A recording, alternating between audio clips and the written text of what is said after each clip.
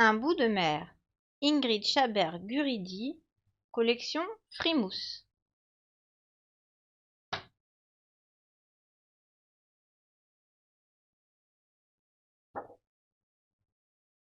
Ali vit aux portes du désert, non loin d'un palmier centenaire.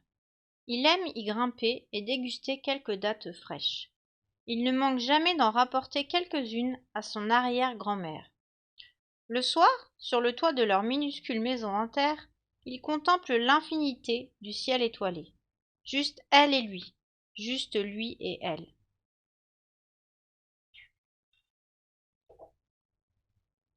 Il ne leur en faut pas plus pour être heureux. Mais depuis quelques semaines, Ali s'inquiète.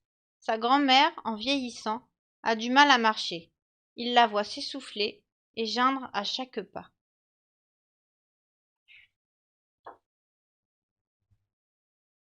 Assise, les yeux égarés vers l'horizon, elle semble avoir 1000 ans. Et Ali sait qu'on ne peut pas avoir 1000 ans. Il n'y a que le désert et les palmiers qui le peuvent.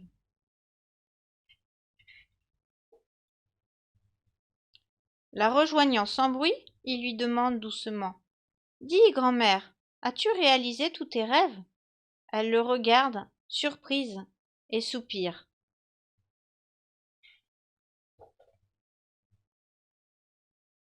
Tu ne veux pas me répondre?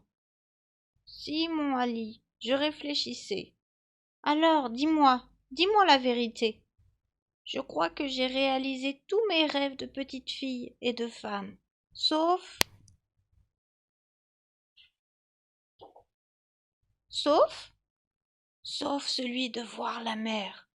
J'aurais pu, ce n'est pas si loin, tout au plus à 2 journées de marche. Mais j'ai toujours remis à plus tard, et à présent mes pauvres jambes ne pourraient plus m'y mener. Ali soupire à son tour et se tait, tandis que la nuit les entoure de sa douce étreinte.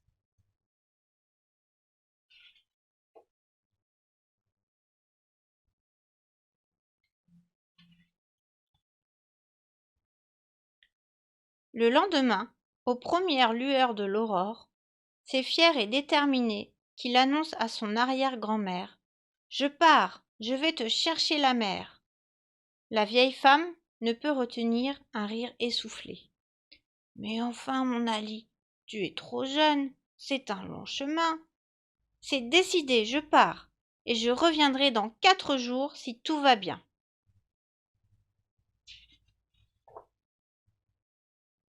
Un seau dans la main, un sac à dos chargé de dattes et d'eau sur le dos, Ali se met en route, sans se retourner. Il ne voudrait pas voir les larmes de mamie mouiller la terre sèche. Ou les siennes, peut-être.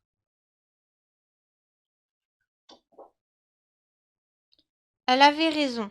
Il lui faudra un peu moins de 2 jours pour arriver à destination.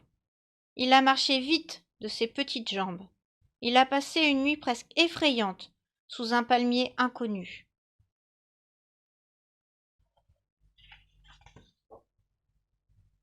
Puis, Ali l'a vue.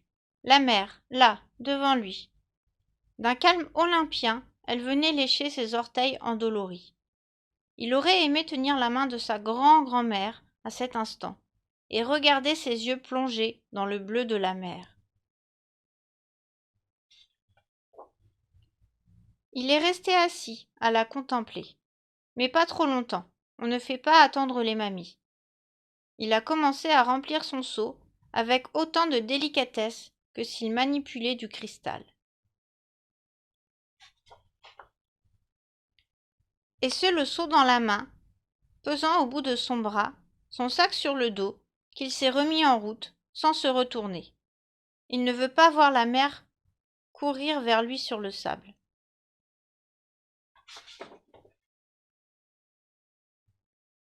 Il lui faut un peu plus de 2 jours pour arriver à la maison. Il imagine son arrière-grand-mère sur son banc, scrutant le tout petit point qu'il doit être sur la ligne d'horizon. Et enfin, il peut sauter dans ses bras. Son odeur lui a manqué. Se détachant doucement d'elle, il lui montre le seau.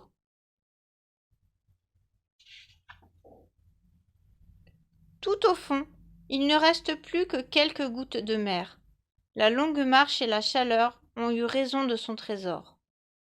La vieille femme fait rouler entre ses doigts l'une des gouttes et se met à pleurer. Oh, Ali, c'est l'un des plus beaux jours de ma vie. La déception du garçon s'envole.